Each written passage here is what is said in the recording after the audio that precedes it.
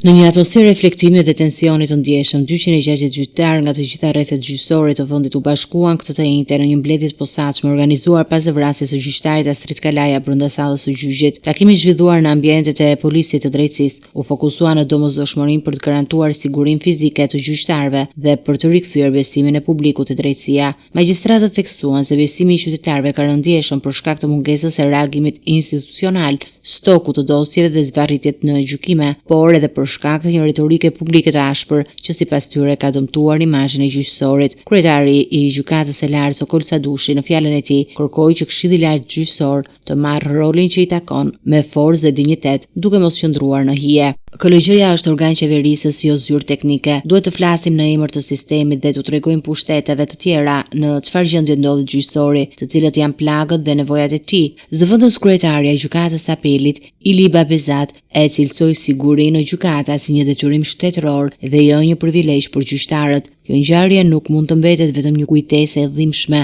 por duhet të jetë një moment përgjegjësie kombëtare. Edhe zëvendës kryetari GKK Erion Bani kërkoi hartimin e një politike të re për rregullimin dhe sigurimin e ambienteve gjyqësore. Çdo këshill gjykate duhet përcaktojë rregulla të brendshme sigurie dhe Këshilli i Ministrave në bashkëpunim me KLG-n të ndërmarrin masa konkrete. Thirrje për reagim dhe reformim institucional bën gjithashtu gjyqtarët Ardian Dvorani dhe Gert Hoxha, të cilën theksuan se ngjarjet tragjike duhet të shërbejë si alarm për sistemin që të mos përsëriten më episode të tilla brenda institucioneve të drejtësisë.